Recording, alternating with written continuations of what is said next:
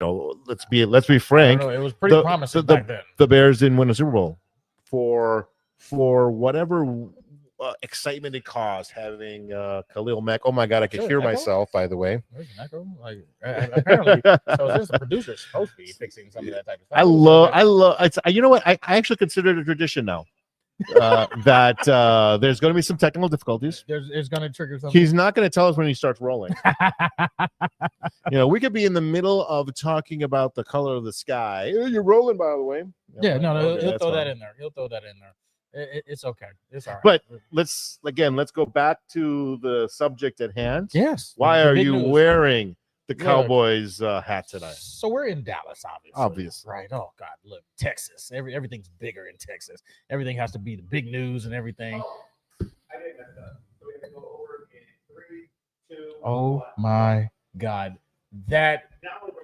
we're rolling with sound now. Oh. So before we were just like doing this. We were just cheer for our producer. The producer who is the greatest producer on God's green earth, and this is why for some reason he's still on the bit. So for the people that didn't hear, we're at Love and War, which I guess is everybody. Everybody didn't hear it. Like we heard it, me and you heard it, but obviously nobody else. Where are we again, partner? We are at Love and War, one of the finest restaurants in Plano, Texas. I have to remember that because I always want to say Richardson. We are close to Richardson. We are very close. We're right off 175. Correct. And so it always confuses me, but it's okay. I get there eventually. So luckily, I've not been drinking enough. So not enough. Not enough. Night's still early. But yeah. So no, we're here. Look, I got my cowboy hat on for the big. I love it. This is back. And when I saw that cowboy hat and the Dallas inspired shirt, I was like, man, I feel underdressed. We got the blue and gray here. I feel underdressed. I'm with it. Look, and I was excited. And actually, what excited me the most is the first part of the news that hit. Not necessarily the second, because second part, we'll go into that. But the first part, when I saw Dallas was open to trading Micah, yes, I was like, here we go. Here we go. It just. I mean, we went through weeks of we're not trading him. We're not trading him. I don't care. Franchise tag, all that crap. All that stuff. Yeah.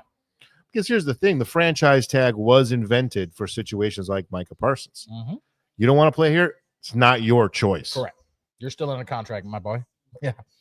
I mean, think about it from this perspective.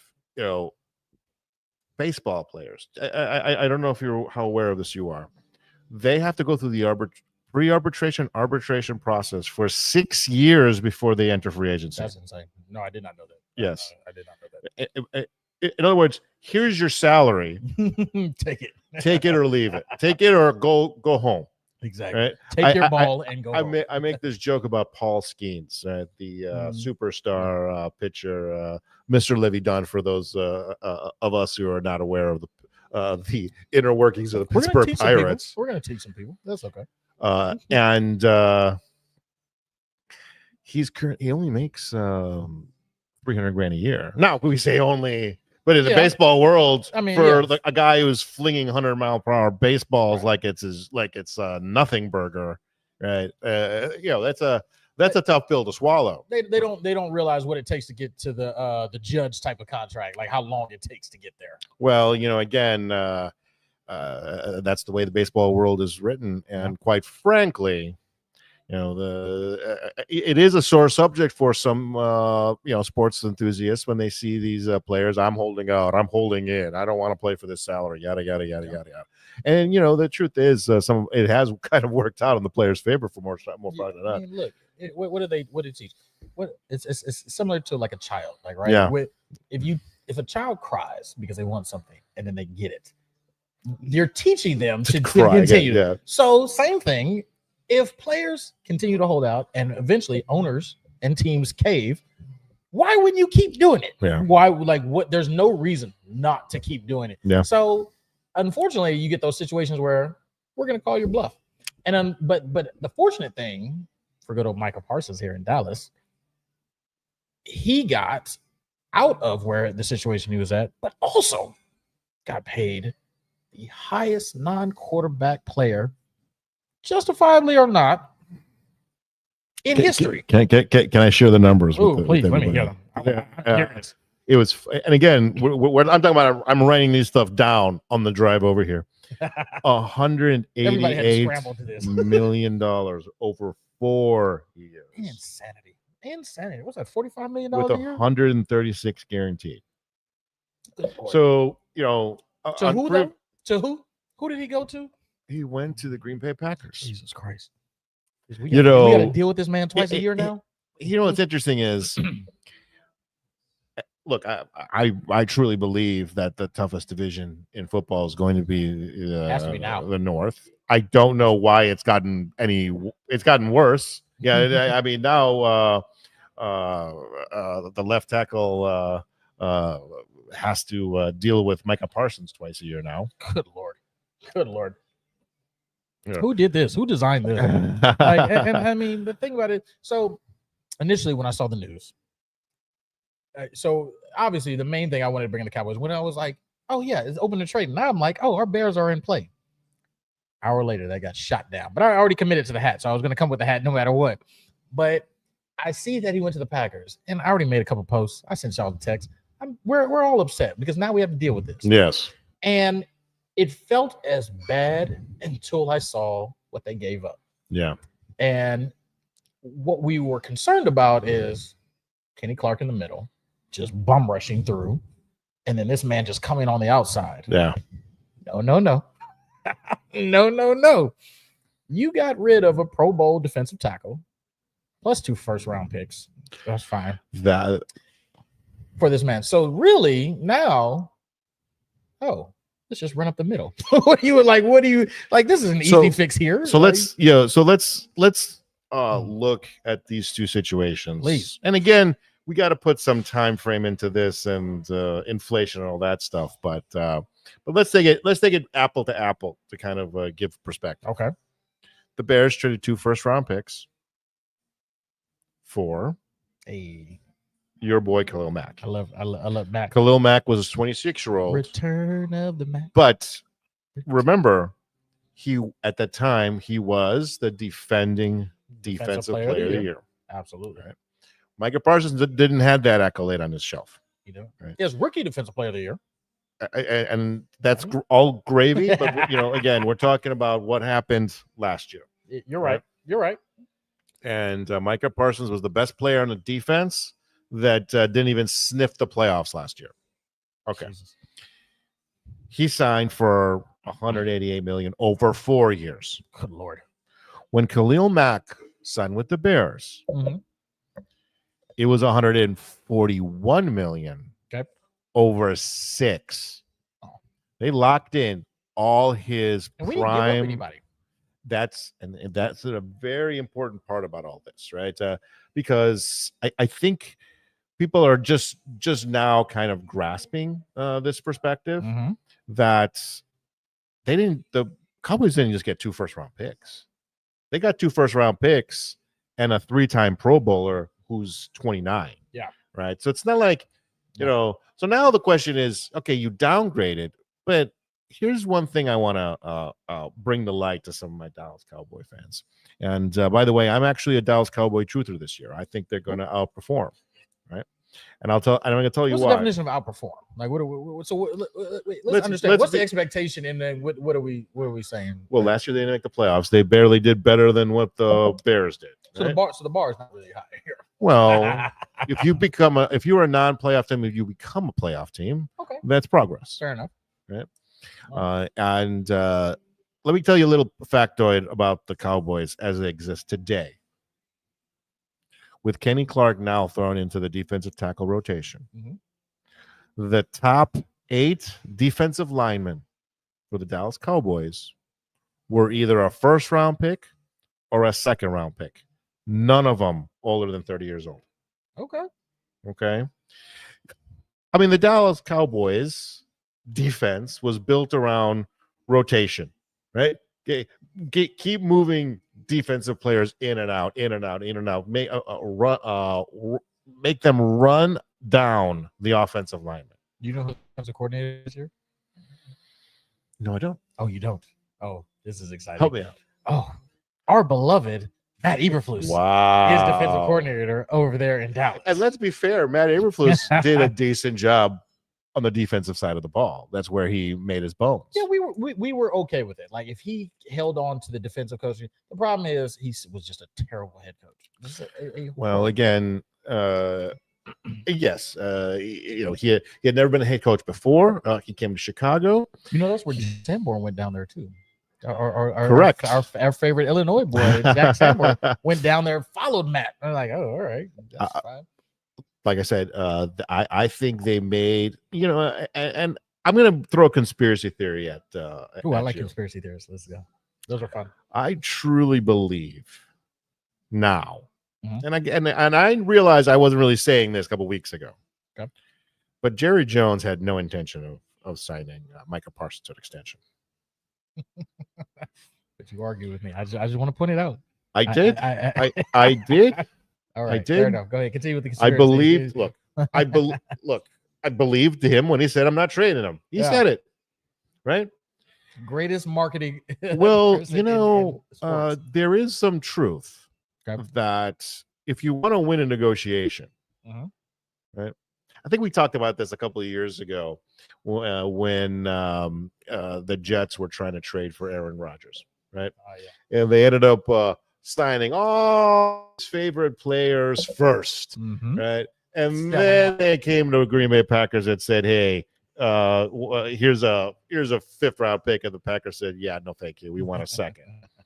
And they're like, "What do you mean? No, it's like that's too expensive." It's like, that's not our problem. They basically did the proverbial, moved all of the stuff to the front lawn and then negotiated to buy the house. Yeah. Okay. You backed yourself into a corner. You backed yourself in the corner. Like, and they ended up paying dearly in draft capital. And then his first year he played. It's one of the games. By the way, it's one of the reasons why they have their two current backup defensive ends are 2nd round picks because they got an extra one Aaron Rodgers trade, right? It is a carefully calculated plan to build out the defense appropriately. But here's the funny thing: when Jerry Jones was being adamant about not trading him, it's very easy to sit there and say that it is a negotiation ploy, right? It's like, hey, if you're not going to blow my socks off, I'm not talking to you. I'm not trading him. Yeah. Because we've seen it before. I mean, look at what happened with Justin Fields. Ryan Poles did the exact opposite. He basically told the Pittsburgh Steelers, "We're only going to trade him to you because that's the only guy they want you to play for." Oh, really? Well, here's a 6th round pick. And they took it. They took it. Right? Remember, there was a moment there where we thought we were going to get a 1st round pick for Justin Fields. Yeah, that went out the window. That went out the window. And again, that was because Ryan Poles told everyone, "I'm trading him," and told the Pittsburgh Steelers, "I'm only trading him to you." Yeah. Jerry Jones did the opposite. "I'm not trading him to anybody." Do you think this deal is a blow my socks off deal? Because it doesn't feel like it. For what you're talking about, one of the top pass rushers, because you said this, so we sent it in the group chat. You're talking about the top 3 pass rusher according to PFF. That's what you said. Number 2. All right. Number 2. Oh, I apologize. Number 2. For 2 1st round picks and a defensive tackle, granted, a very good defensive tackle, but defensive. Is this deal a blow my socks off type deal? Because it doesn't feel like it. Like right when we did the Khalil Mack deal, that felt groundbreaking. Yeah. That looked like a. Well, again, there's a big difference between just trading future draft capital for a player and trading future draft capital and a good player for a player, right? So now you're talking about differences, right? Yeah. Are we going to sit there am I going to sit there and even try to convince you that Kenny Clark is as good as Micah Parsons? Of course not. But let's not sit there and pretend that there is this huge gulf between them either, right? I mean, again, the guy didn't make 3 Pro Bowls for fun. Yeah. Right? And he's been relatively injury-free. And again, and here's why I believe this conspiracy theory as well. In the Cowboys signed Dante Fowler Jr., a former first-round pick of Jacksonville Jaguars, who had a career year last year for Washington. All right. And they drafted a defensive end in the second round of this previous draft. Okay. So now, wait a second. Last year, they drafted a second round. You already had a first round defensive end signed from the previous year. Now you're signing another guy and drafting another guy. Mm-hmm. Gosh, it felt like they were prepping the ground. Yeah. For his dismissal, right? And again, I offer as proof the request for you, because you would think, oh, give me one of your defensive ends. No, we want your Pro Bowl defensive tackle, which again creates this dynamic situation with the Cowboys that nobody in the NFL can claim. Their top 8 players at all. So the starter and backup at each position are at least a second round pick. That is that's a fascinating perspective. And here's the other thing. That money that they're not spending on Parsons. Yeah. Well, guess what? Now they traded for a George Pickens. Yeah. Right. Yeah. Now they got a new offensive lineman. Right. I don't know if all of these things are the same in the exact same circle, right? And look, there's a really good chance Micah Parsons come to the Green Bay Packers, wreck the world on fire, and have 20 sacks, right? There's a good possibility that happens.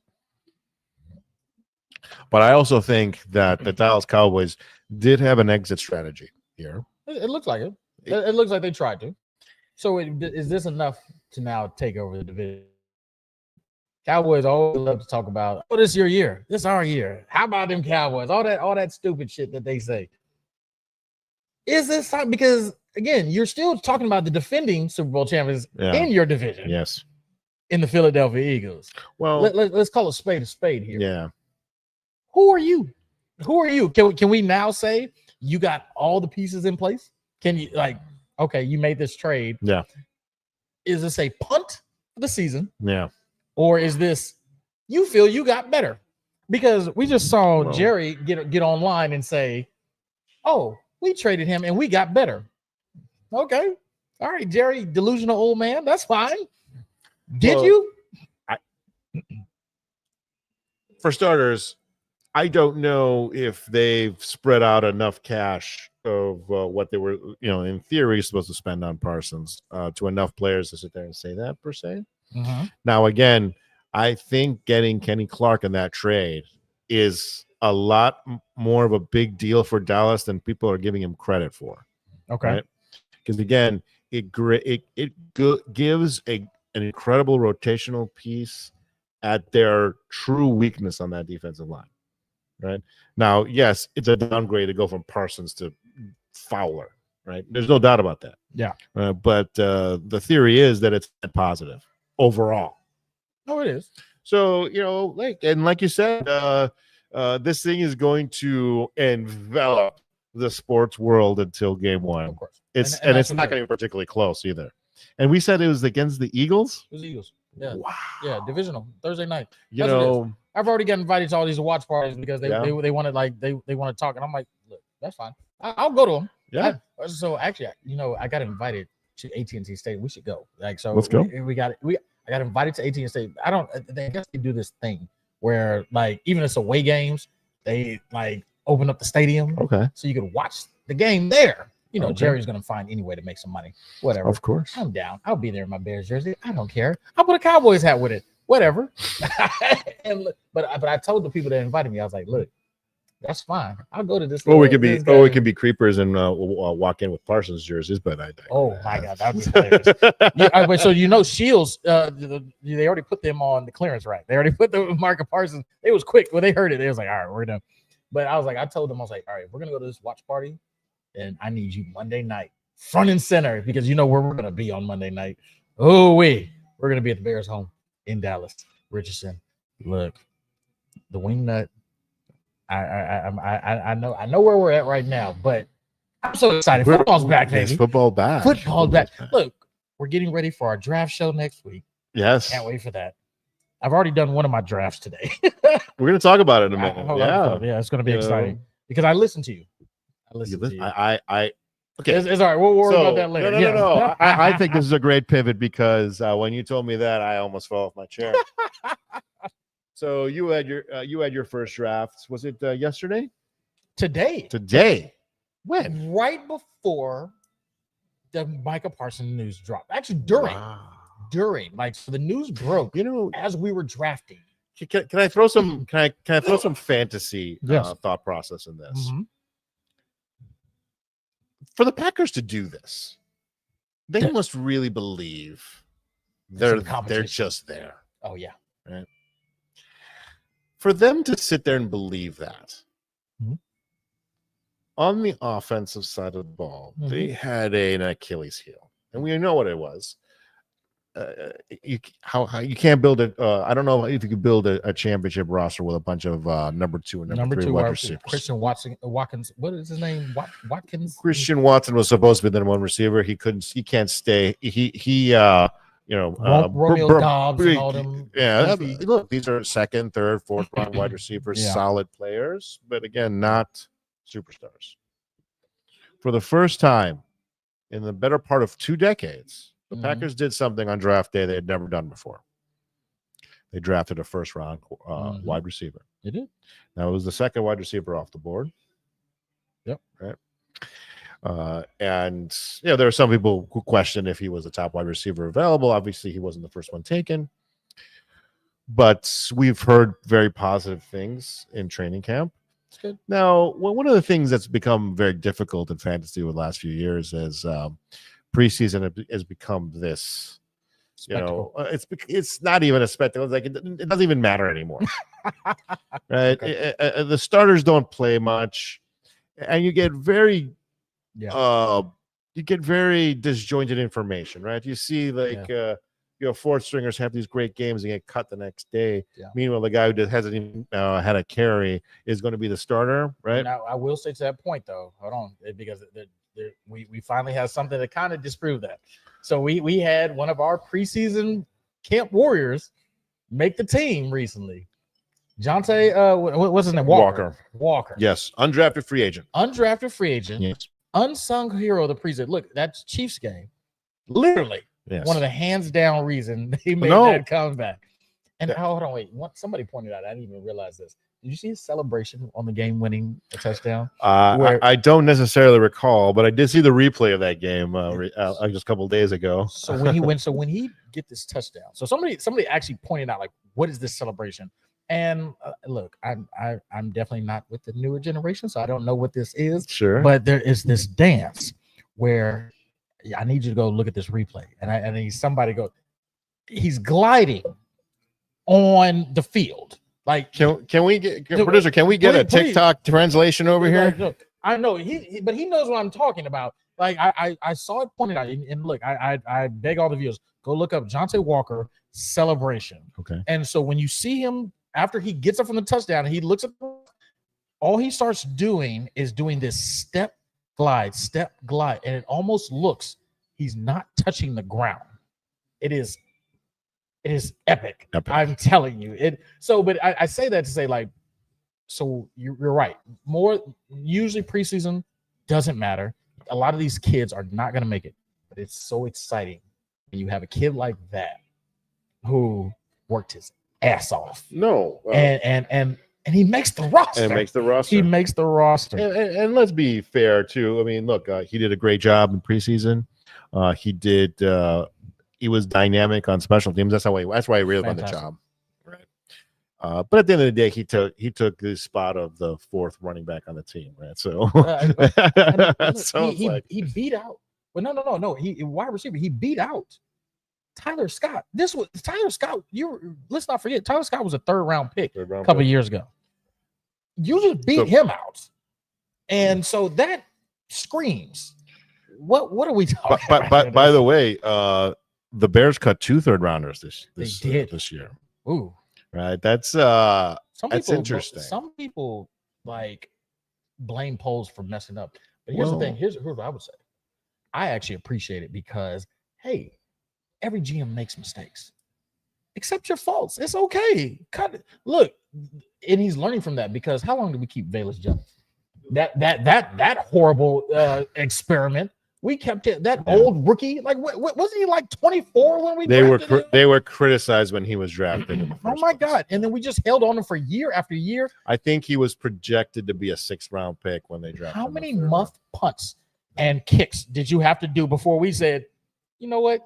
I'm sorry, this is not going to work. Because if your only job right now is kick return, and you can't even field the ball, but yet we keep throwing you out there. So here's the thing.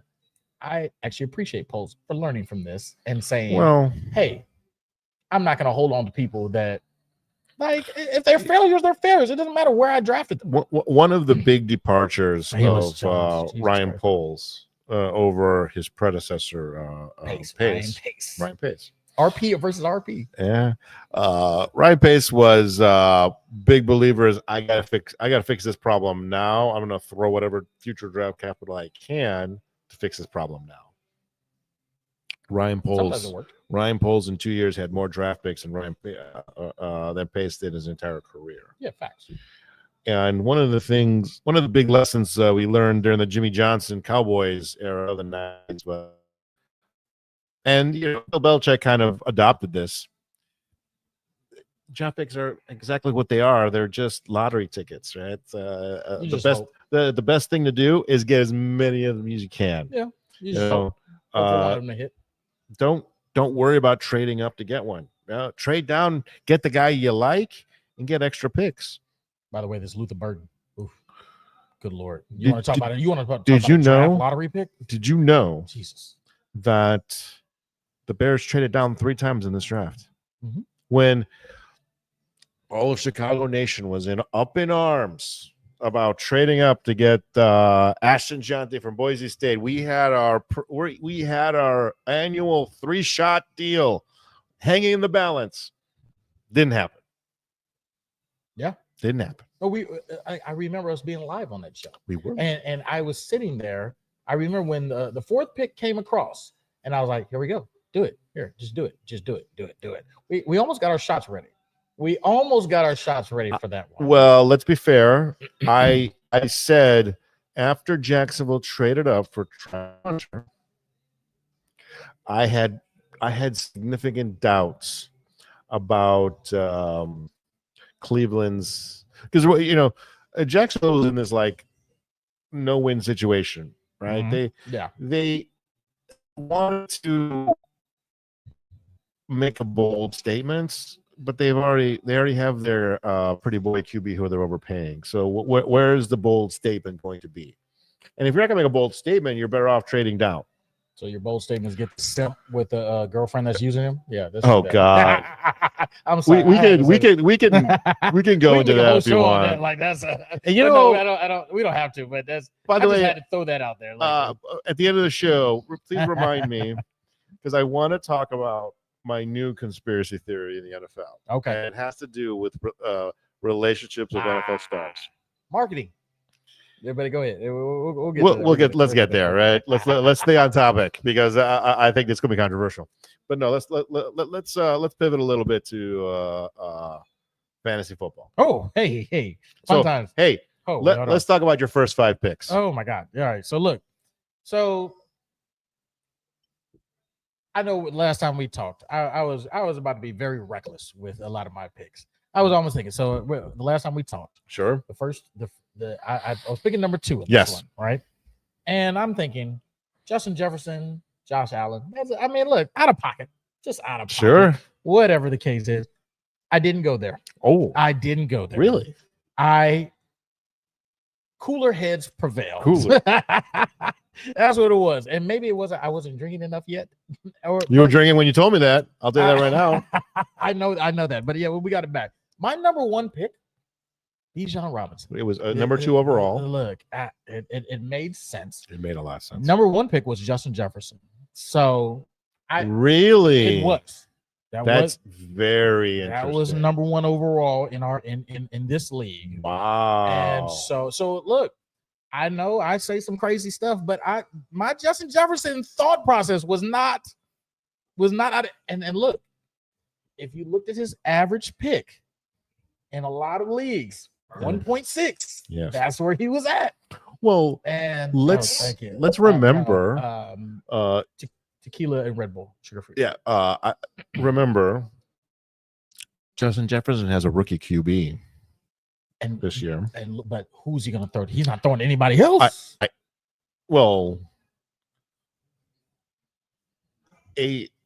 That's not necessarily true because the tight end of Minnesota is a top 5 projection in his position.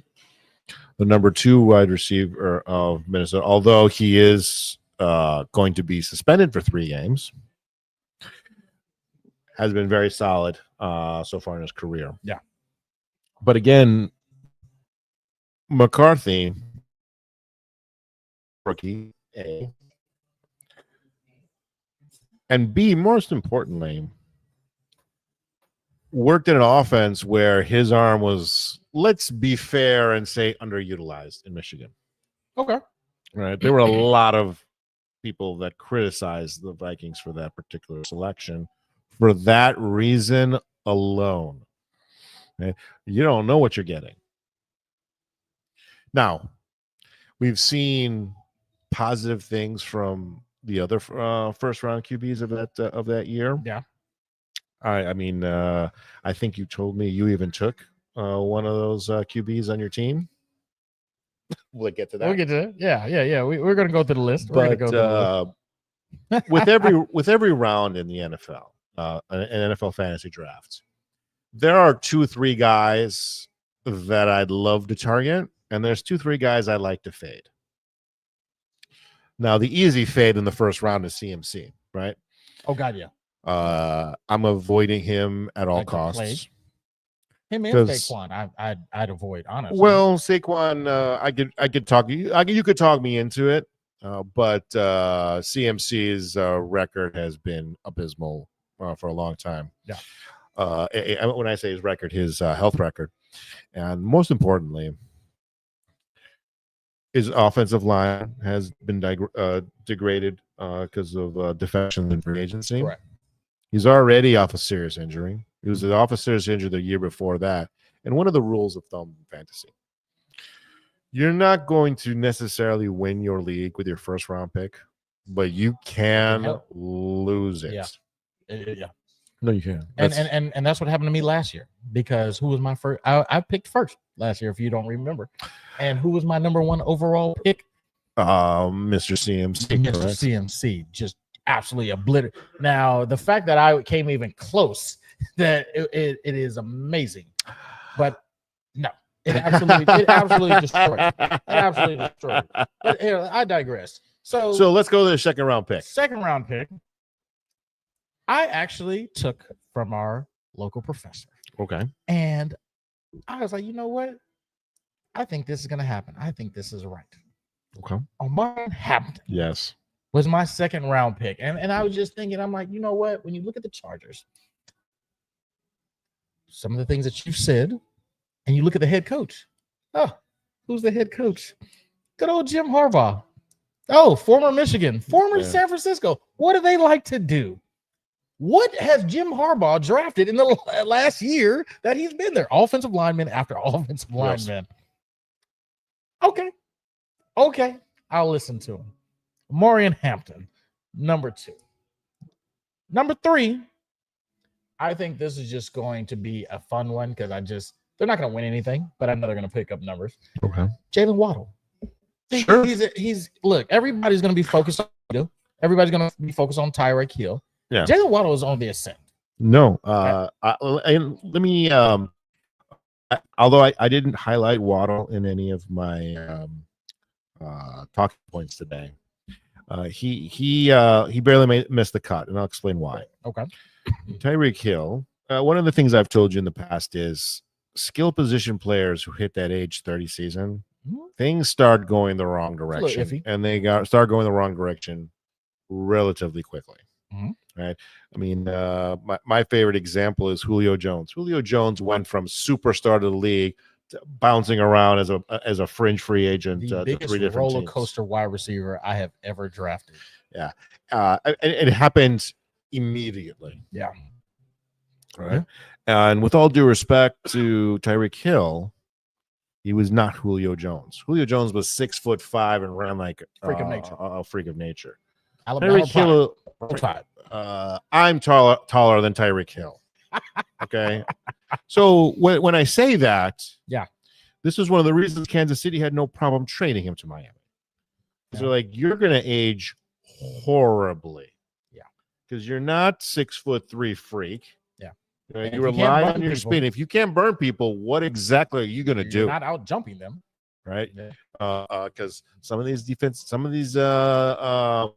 cornerbacks now in the league, they're getting bigger, they're getting stronger. I mean, the reigning defensive player of the year, 6'1", 220, and runs just as fast as Tyreek Hill. Jalen Ramsey, over 6 foot. Same thing. Our very own Jalen Johnson on the Bears. Yeah. These guys are bigger, faster than they were. And he's previous. Like he'll lock you up at the line of scrimmage. They're bigger and stronger than they were in previous generations. And guys like Tyreek Hill, they needed to work harder to keep their.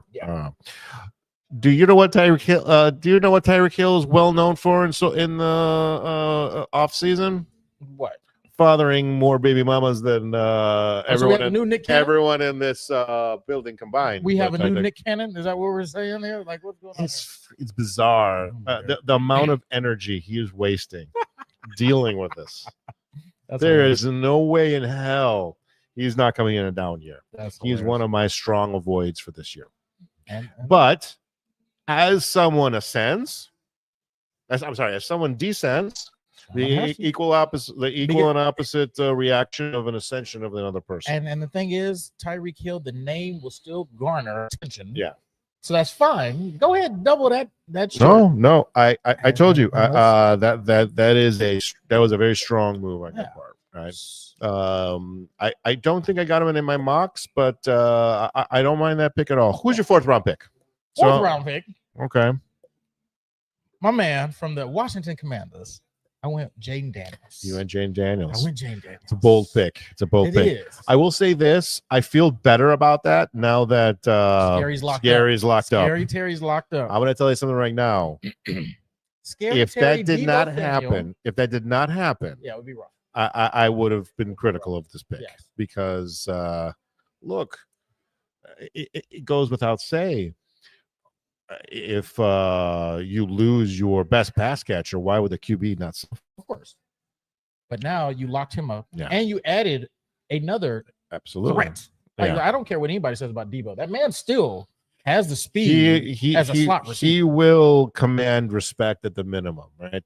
I still think McLaurin is going to be the number 1 wide receiver there, but it is very good that he still has his toy available, right? Where it could have been a very easily the opposite.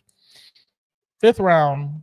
Here's my homer coming out. Okay, so you went our beloved number 2. I'm gonna take a guess that it was Roman Dunze. No, it wasn't. Unfortunately, DJ Moore. It was our beloved number 2. Beloved number 2, DJ Moore. Gotta love him. Here's the thing. I think he's wanting desperately a bounce back year. Yeah. And I think he's gonna look. He has to see the competition with Luther Burden, Holston Loveland. Yeah. Like, I'll be honest with you. You did good. You did good value getting him in the 5th round. I'll say this. That's it. That's all it is. And one of the things I tell people in fantasy, especially ones who start out, there's no such thing as a bad pick in a vacuum. Oh no, there's a bad pick. Caleb Williams in the 2nd round is a. Let me finish my point, because yes, you are true. I had to call out drafting Caleb Williams in of itself was not a bad thing. He just took him too early in the 2nd round. Yeah. So getting any player late is okay. Yeah, as long as it's too early. If you had told me you took DJ, I had to go some homer. Another homer in here. I'll let you guess, but I'll tell you. I'll let you get one more homer. Luther here. Burden, right? No, but we'll get to it. You kept talking about him over and over again. He is an interesting late round dart throw, right? Because like one of the things. So right now he's still a free. So I that's why I'm waiting now. Nobody. I'll be honest. I'm not high for the reason that you just kind of. And on a pre-show that I did with our producer, of course, I kind of mentioned positives and negatives about Chicago Bears players in the NFL draft sphere. Yeah. And again, we're talking about fantasy. We're not talking. I'm not saying DJ Moore is a bad player, right? But with the amount of weapons, it's going to be hard for fantasy owners. The reason Justin Jefferson is a lock-it first rounder, at least for the better part of his career, is who else was going to catch passes on that team? Yeah, like when you look back in the day, Randy Moss, he's going to be like no matter what. Let me give you an interesting aside, because that having one pass catcher is good for fantasy. It might not necessarily be as good for. Talk about some of the players I like. I think their value is going to. I love the service here. I love it. Right, so let me sound real quick on players avoiding in the first round. Right? Okay. And I said there was 3 of them, right? Yeah. I said number 1 was going to be Justin Jefferson. Again, I don't trust a rookie quarterback who threw so few passes. College.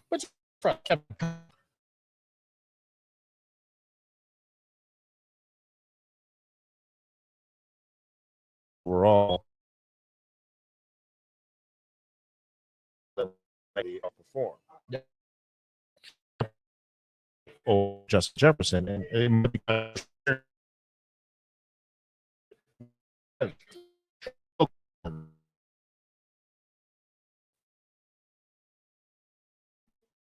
he finished last year. Okay. He missed 4 games. Okay.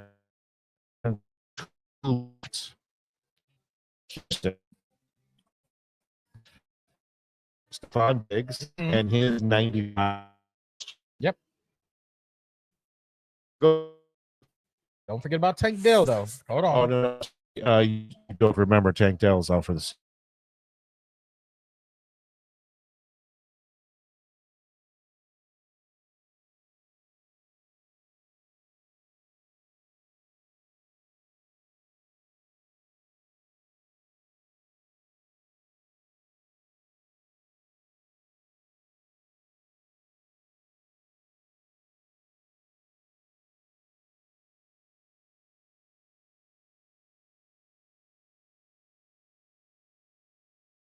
Trio of wideouts for Houston. He is going to be fed. Absolutely. By quarterback who already has credentials proven. Yeah. Right. Oh, it's going to look good. So he's one of the people that I really, really like in the first round. Conversely, right, someone who I'm a little bit down on, CeeDee Lamb. And it's not a talent issue. Because of George Pickens, is it? It is because of George Pickens. So you think they're gonna split that? You think the certified crash out is gonna demand? First of all, certified crash out. Wait, this is the same man who last year when they played almost ripped that man's neck off by grabbing his face mask at the end of the game. At the end of the game, down. This is all right. Yeah, he does have a depressed draft slot because of some of his off-putting issues. How many wide receivers do you know that off-putting issues over the years, but were certified fantasy stuff? Look, do we need to remember that Ocho Cinco for a long time? Look, He knows another one. He played for Dallas. That guy was a lunatic. I never go argue. It's always funny. The most like diva-esque like wide receivers are just like top notch. I loved it. Like the like one of the main ones. This is why like some of those like quiet receivers don't get the recognition, like the Marvin Harrisons of the world, the Larry Fitzgerald. They're just quiet as mice. When you look at their stats, when you look back, like, oh yeah, you guys should easily be in the conversation in the top 5. But because y'all didn't say anything, all right. Okay. But then when you go back and look at Marvin Harrison's stats, it's like, you kind of should be in like the top 3 conversation here. Like it's one of those things. You know, again, for some reason, the NFL has a lot of latitude for diva behavior for wide receivers. And yes, Pickens has his issues, but he is pound for pound one of the more talented wide receivers in the NFL. So and I really believe the Cowboys made a really fascinating decision. Bring him along as the number 2. It's going to be interesting how they split it. But so let me blitz the next couple of rounds because I know there's going to be a lot. But go for it. I went wide receiver heavy for the next couple of rounds. So speaking of one who we just spoke of, Stephon Diggs was my next one. No. Okay, keep going. I'm listening. Wide receiver number 1. They're not going to anybody in New England. They're not going anywhere else. Okay, that's all right. So Khalil Shakur. That I like that pick better. Believe it or not. Believe it or not. Now that they announced Daniel Jones, Michael Pittman was another one because now Anthony Richardson sits his ass on the bench. Like, they buy absolutely they did so badly. So Daniel Jones, I know he's going to feed that man because he can't run.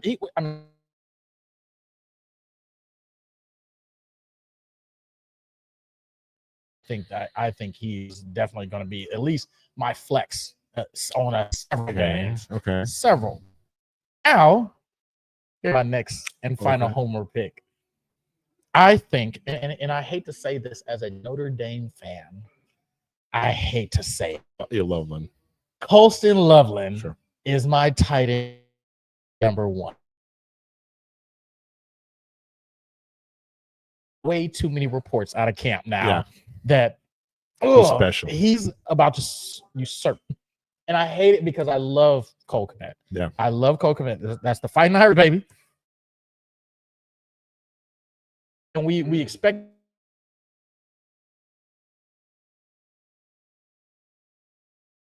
on a previous episode, I talked about individuals on the Bears who were sliding down draft boards. I just mentioned DJ Moore. Mm-hmm. Right? I mean, DJ Moore was a Lockett second round pick, late second round pick last year. Yes. Second round this.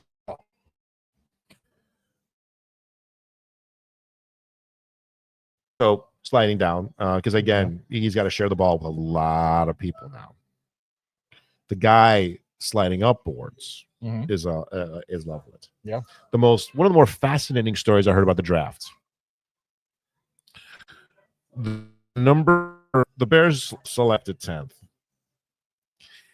The phone calls blown up going in to the 9th pick were deafening. Jesus. As soon as the Bears took Loveland,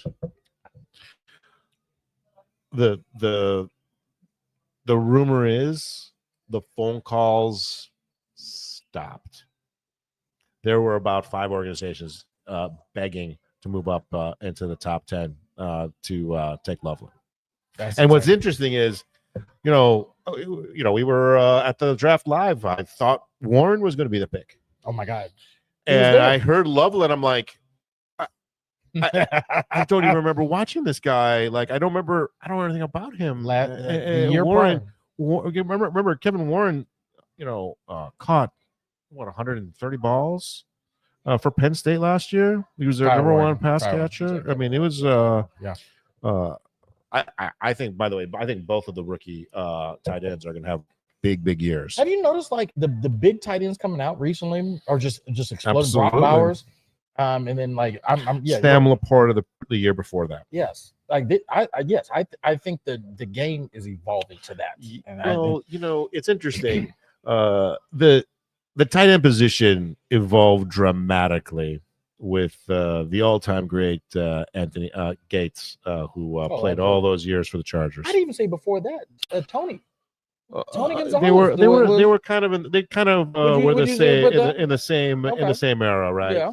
But remember Gates was undrafted. He was an undrafted free agent basketball player turned into a freak tight end. Yeah. Hall of Fame tight end, like Hall of Fame. I want to say it was this year, right? Yeah. No, he just got inducted because they did the Hall of Fame game. And I found it fascinating because, like you said, the last 2 years, the number one tight end who finished in fantasy was a rookie. Yeah. 5 years ago, this is unheard of. Wouldn't even think about it. Not even in discussion. Yeah. So here we are with these new age tight ends, and they're taking the league by storm. I truly believe because they're playing like wide receivers. I agree with they're glorified big wide receivers. We're talking about 240-pound men that can play like a 220-pound, like 6'1" wide receiver. Absolutely. Like because here's the thing, people forget about Colson Love.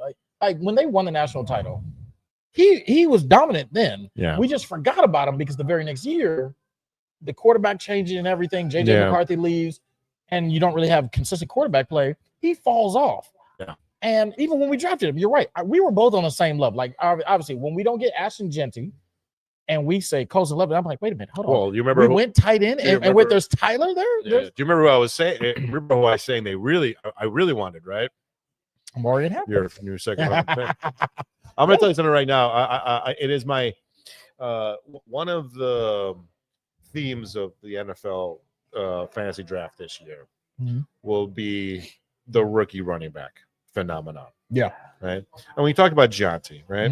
Who, by the way, is going at the end of the first round. I think he'll actually return first round value. Because I think he has superstar written all over him. And where else are they going? He has no competition. Yeah. It's Brock Bowers or him. Those are their weapons. Like who else? But I'm telling you right now, that's just the tip of the iceberg. Yeah. Omarion Hampton. And remember, the reason I love Omarion Hampton is because the offensive line. Yep. Right? And their head coach. Like, look. They're going to give him the rock, and he's going to have blockers in front of him every single time. And I'll tell you, I found a quote from a scout very interesting. Someone was asking some of the defensive players of the Chargers what they think about Hampton. You know what they said? I hate tackling that guy. Oh, I believe he runs angry. When your compatriots are saying this stuff. I'm sorry, I got to cut you off. All right. Because I just came across. Okay. I'm sorry, because the big news is going to be this Micah thing. So Jerry just did the recent interview, and so listen to this quote. I got to get your thoughts on this. So obviously he got the 2 picks from Green Bay. This is what he said in his interview. Nothing says we can't use some of those picks right now to go get somebody. Wow. If they turn around, I don't know who they would do this for, but if they say, thank you for those 2 first picks, and then they turn around and get who? Who would you go after? And what are you trying to replace? Are you trying to replace this edge? Oh my God! Wait, Myles Garrett. Why not? He's not going anywhere. You don't think so? He just signed his contract. Why would they trade him now? Because if I give you 3 first rounders, here's the thing. Here's my perspective. If they do that, Dallas wins that division. I'm just gonna say it. I mean, look, hey, you might as well say something. I personally, I think that's more hot air. If you give the Browns 3 first rounders for Myles Garrett, oh my God, man, what are you? You're gonna blow the heads of people in Dallas, man. They got it now. Might as well. Look, hold on. Let's think about this.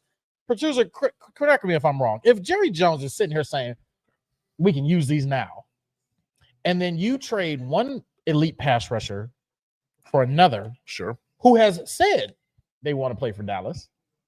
Because Myles Garrett, where did he go? What was his college? Wasn't he Texas A&M? Wasn't he Texas A&M? Mr. Producer, I don't know. I it's a good question. Was it Myles Garrett, Texas A&M? So you have somebody that come on back down home. We'll give you the Cleveland Browns 3 first rounders, and now we just got he was Texas. Okay, so come on back down to Texas. We got Kenny Clark now. They win that division. I don't care what look. I'll get on the Cowboys. You win that division, sure, because the Eagles got the line like they used to anymore. That line gets destroyed. Well, Jaden Daniels, I don't know. I don't know if they pull that one off. Kudos. Hey, look, I'll with y'all Cowboys fans. Like, go ahead, make that playoff, win the division. Well, nothing's gonna happen before the first game of the year. Let's just be pragmatic. Are you sure about that? I'm pretty damn sure. You were pretty sure that Michael wasn't going anywhere. I'm just saying. Look, bring the Texas boy. Again. If you want to put something on my face, keep mentioning that. That's fine. You're acting like I'm the only one who did. And again, I'm listening to a person's words coming out of a guy's mouth.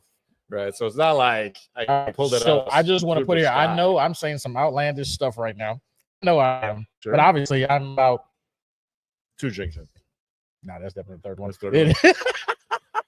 But anyways, I'm just saying, look, I was with y'all here. Hey, hold on, wait. Can we get back to the fantasy? Oh, yes, you're right. Okay, go ahead. To the fantasy show. We've completely. Don't we have a fantasy show next week though? We have the actual draft next week. Oh, we have the draft. So that's not the fantasy show. No. Again, are you going to give me some tips and tricks to beat you? I'm going to give you six individuals I think are being drafted a little bit lower than I have them rated. Okay. And we briefly talked about Nico Collins. I think he's gonna finish top 5 overall in the NFL. I talk about George Pickens. I think he's gonna have a very good year this year. So you think just everybody's gonna focus on CeeDee Lamb, so he's just gonna be running free? CeeDee Lamb is gonna flatten out a little bit. Just kind of similar to DJ Moore, where all right, it's not bad numbers, but this isn't number 1 wide receiver in the NFL anymore. Fair enough. Because again, CeeDee Lamb was doing it when there was nobody there. True. Right? And that's a big part of the equation, right?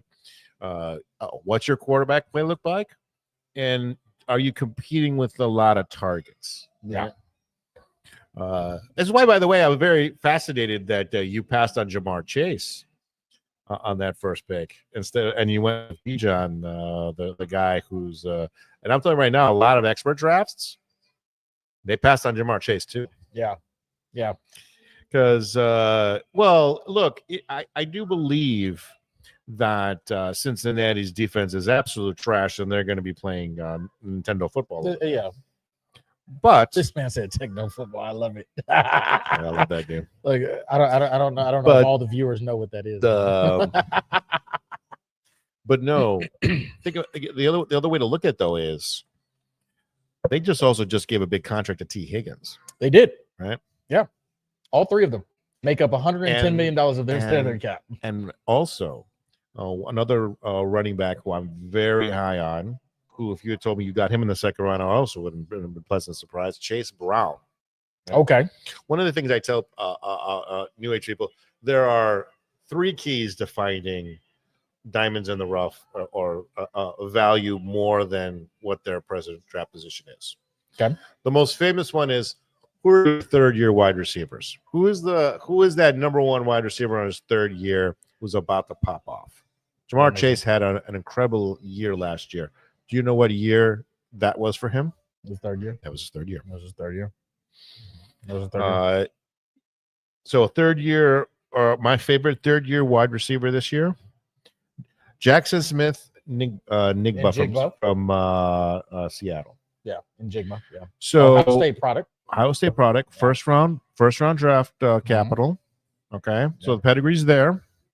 But you got Sam Darnold. He was but remember, he finished number 9 at his position last year with Metcalf stealing targets from him. Okay. Guess who's no longer in Seattle? Correct. DK Metcalf. Right. So he's actually my favorite 2nd round pick. I could do that. For a lot of those reasons. Now, going now to individuals who had really good second halves of the year, right? Chase Brown is one of them. Remember, Chase Brown was a rookie last year. Mm-hmm. He did not get the start until the third game of the year. Right? He ended up running back 13 overall. If you extrapolate as he started the whole year, yeah, he would have finished running back 6. Yeah. And he's going late second round. It's another great draft pick. My personal favorite QB to target, if you're not going to go for one of the elite guys. Yeah. Right? Bo Nix. Oh, absolutely. Going in the 7th or 8th round. Absolutely. Another guy who didn't start right away. Didn't have a good game until like game 5. Yeah. And finished the year like someone lit a fire under him. Yeah. Right. By the way, another interesting point about the Denver offense as a whole, right? Generally being underdrafted. On a previous episode, I talked about offensive line rankings, right? And I said the Bears currently are ranked the number 4 offensive line of the year, which bodes extremely well for their talent positions. Number 1, I think it goes without saying, it's Philadelphia. So I still believe drafting their talent positions is still going to bring a good reward. Yeah. I genuinely believe they're not going to go anywhere. Number 2 is the Denver Broncos. Wow. Right? It's something that kind of slides under the radar because you're like, gosh, didn't this team suck 2 years ago? Like, when did this happen? Sean Payton. That's Sean Payton. And they are riddled with late round draft picks that have been overperforming. Sean Payton. Good for him. Good for him. And, Bo Nix is going to be a big recipient of that. Right? One of my favorite wide receivers going late in drafts, Cortland Sutton. From Denver, going about the 4th round. That's pretty high. Well, that's pretty high. Did you know he finished wide receiver 10 last year? No, I didn't know it was that high. It was. I know it was significant. I know he had some big games. He had a great season, and again, similar to Bo Nix, he didn't get started till like game 5 or 6. I feel like he was, but that's what I was going to say. I feel like he had some roller coaster games, so that's what makes him intimidating. Well, the pedigree is not necessarily there, right? Yeah. I think he was a 2nd or 3rd round pick.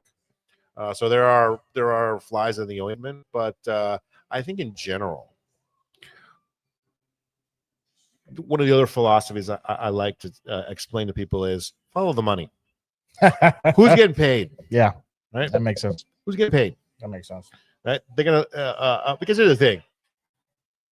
Think about the political dynamics of giving a player a big money dollar contract. All of a sudden, the coach and the GM are invested in that person doing well. Correct. Right. They deserve it or not. Right. Of course, there has to be something. But they got to feed him. They're going to feed him the ball because they paid that guy. Correct. Cortland Sutton got paid. Right. So similar to Scary Terry, I think he's going to have a big year because. Look who has to throw in the ball. Go ahead, Dave. Go ahead, keep throwing it to him. I was a little scared about Jaden Daniels. You take away the guy's toy, he's rough. What's going to happen? It's rough. Right? It's rough. So I got the message from our producer. It sounds like we're running out of time, and we're running out of time. Oh my God, we didn't get to our second subject matter, by the way. But I do want to talk about something because I don't know if you've seen this, and because I saw it all week long. And it's been fascinating. And Rajah Jackson, you know about this situation? No. Okay. Oh, God. So Rajah Jackson is Quentin Rampage Jackson's son. Okay. You know who Rampage, like big UFC guy. He's best known for being in a headlock on the ground and picking this man up, just pure strength, and dropping him. Okay. And knocking him out from that. He was a beast at UFC. Okay. Right? His son was at a amateur wrestling event, like pro wrestling event. Okay. And so he was in the backstage hanging out with the crew. Well, one of the wrestlers there thought he was another wrestler working. So they knew the cameras were rolling, what they call a work. So it's like, hey, we're working out like a beef and things like that. So he gets in his face and he's like, "Do you know who I am?" Yada yada yada. So then he cracks a beer can over Rampage's son's head, but he thinks he's gonna sell it. So now the wrestler is like, "You're not gonna sell it. You're not gonna sell it." Yada yada. And so his kid is like, "I don't play that. I don't play." And so they had to explain to the wrestler, he's not a worker. Like he's not. He's just hanging out. Well, here's where it gets rough. So then one of the other wrestlers, his friend, he was like, "Hey, you can get your receipt back, but just go ahead, body slam him. Just like let him know like it's okay." Well, the kid doesn't know how to reciprocate this.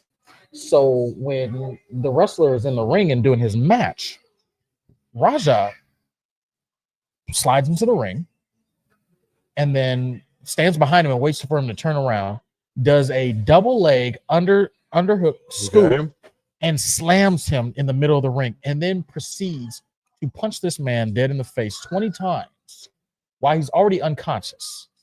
Almost flatlines him. Okay. This has been big everywhere. Everybody's going after this man right now because they're like, this man should be in jail. Because you got to think about it. He's following in his footsteps. He's a UF. His hands are licensed, and so when your hands are licensed, you're like not that, allowed to do. You're not. Things, yes. You're now. It's now becoming legal. You should really check out this video because it's pretty disgusting, and I'm surprised it has not come across your timeline. Is this by the way, I want us to solidify something. Yes. Is absolutely. This our donkey of the week? I think so. Okay. Yeah, you're right. Yes. I would consider this my donkey of the week. Okay. Because for a man that's hanging out with pro wrestlers, knowing that there's scripting and there's work with this that take place, the fact that you would act like that and almost kill this man, or excuse me, unalive this man in the middle of the ring is insane. And he's pretty much just ruined his life because they're now calling for a warrant for his arrest. Because again, your hands are licensed right now as lethal weapons. And he didn't stop. You should really watch. Anybody who's not seen this, go watch it. Viewer discretion is advised because I'm telling you, this man was unconscious. Okay. And so I look, like, yes, it was insane. And so our donkey of the week, Raja Jackson. I'm going to call Jackson. that. I'm going to call. I like that. I'm all right with that. It is what it is. You know. But I mean, look, I pray for that pro wrestler. His name was Psycho Stu. That's what it was named. Prayers for him for his recovery. They said he's awake now. Right. But they said he flatlined in the ring. And so it is what it is. But look, it's always a pleasure coming out to Love and War. So can I do a McDonald's version of? Oh, please! This sounds fun. Okay, I so like we're like I'm not gonna extrapolate. I'm just gonna give the names. Guys I like, guys I'm avoiding, and my particular. Oh yes, for the fantasy. Yes, deep sleepers of the draft. Yes. Okay. So again, guys I like: Bo Nix, okay, Nico Collins, I like it, Cortland Sutton, and my personal favorite, Jackson Smith. Njigba. I'm gonna have that guy on my team. I'm not gonna be able to know how to pronounce his name. I'm glad this is recorded because I'm not gonna remember any of this. Guys, I'm staying away from. Yes. And again, I'm a big believer that investing in 31-year-old plus skill position players is a recipe for disaster in fantasy football. Devontae Adams, right? Aaron Jones. Okay. James Conner. Mm-hmm. Again, all these guys well in their 30s. Yep. And of course, the individual that is currently residing on your team, I guess you forgot to list it on the second half of the show. You like the first half, you list the second half. You still haven't listened. We'll fix you next year, I promise. Stephon Diggs. That's okay. Because I'm sorry. Aside from being 32, aside from being off a bad injury, aside from being basically mentally unstable and causing all sorts of commotions offline.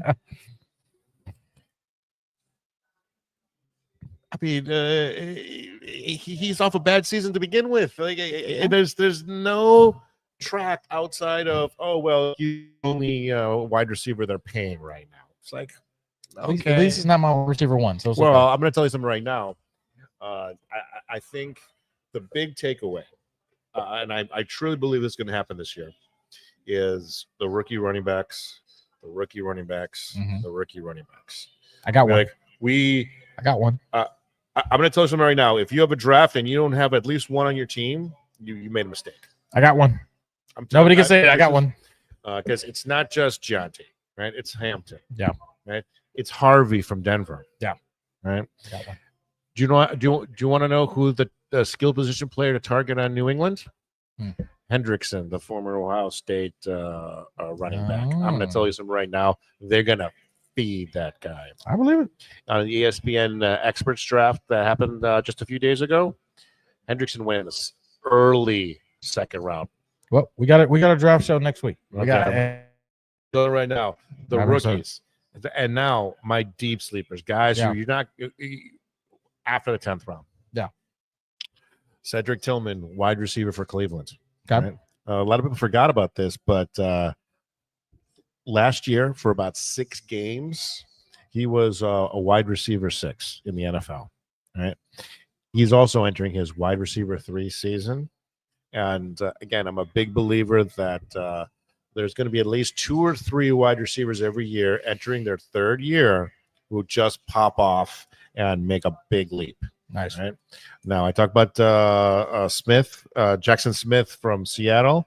I think he's in for a big year. I think Cedric Tillman's going to also qualify and have a big step up. And again, you get this guy late in drafts.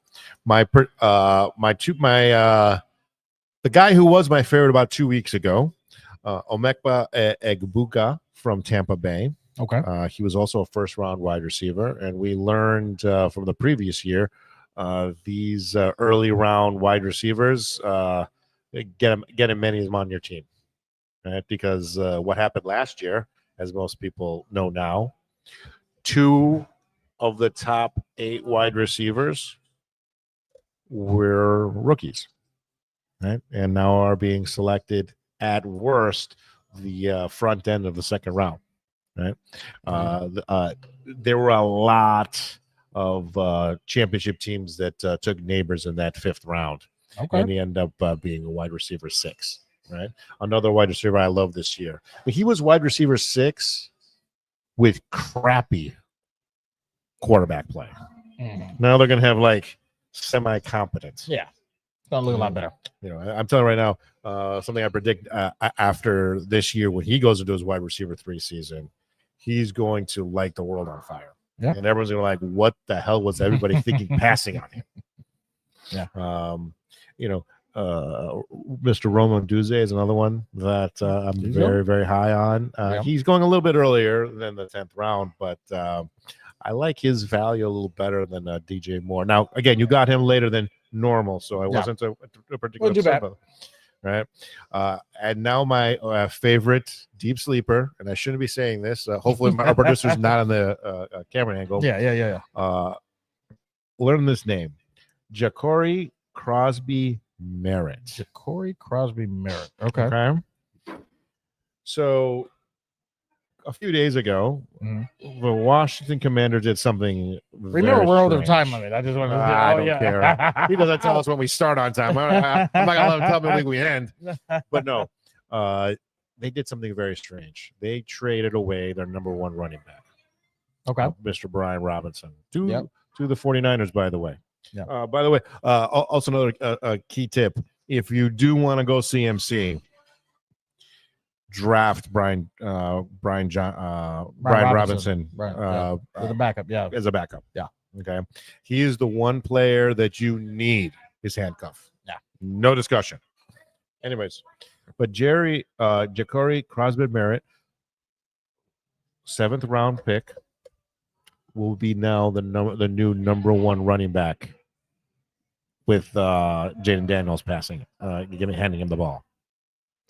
Remember one of the things I told you about the Bears' brand new 7th round running back. The running back class this year was so good that 5th round running back he's more like a third rounder. Okay. That 7th round running back, he's more like a 4th or 5th rounder. Yeah. Right. So, for example, another excellent dart throw, Jaden Blue from the Dallas Cowboys. Okay. Again, he was a 5th rounder, right? And again, you hear 5th rounder, and you kind of think, well, okay, maybe he gets a chance to make the team or contribute. Yeah. No, he's more like a 2nd or 3rd rounder in a normal situation, and maybe you should be highly considering him. Yeah. But again, going back to my original point, there are 4 top-tier running backs class: Johnny, Hampton, Harvey, and Hendrickson. Get one of them on your team. There we go. And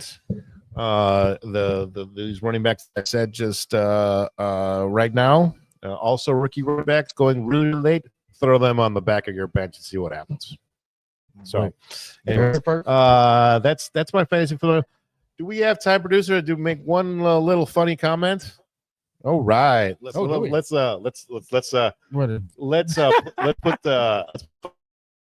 end of the show. Maybe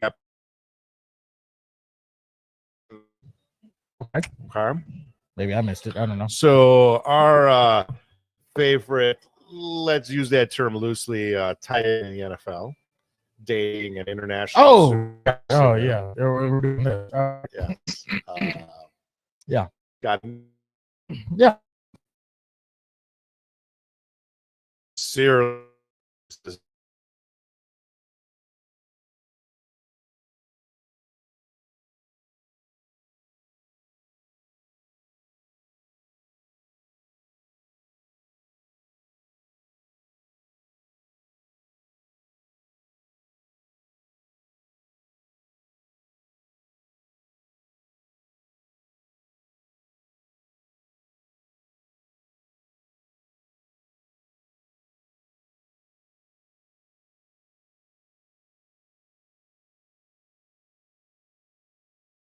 For other reasons, but I just don't think he's going to be providing any value as a wide receiver. He marries one of the most problematic women I've heard someone marry in a while. He's a simp, but it's okay. Spent $1 million on this wedding. Yeah, bought her a Range Rover. Bought her a $350,000 special made Simp. Range Rover. SIMP. Didn't sign a prenup with this girl. Yep. 2 months into their marriage, here's your divorce papers. Simp. I want $40 million. Simp. Capital S. I've been married 2 months. M, I want $40 million. capital And you know why this thing bothers a lot of people? Okay, because you said simp, but can I make a very specific point here? Mm-hmm. Have you seen pictures of this girl? Gorgeous, stunning. I would say so. Okay, I'm not saying she's ugly. I'm sorry, she's not Helena Troy. No, she's not someone I'm going but to. She be definitely like, looks like she was set up to do this. Well, here's why I think things took a dramatic turn for our favorite NFL couple. I use that term loosely, of course. Yeah. Do you know who Madison Beer is? No. Okay, look her up right now on your phone. Madison Beer. Madison Beer. Okay.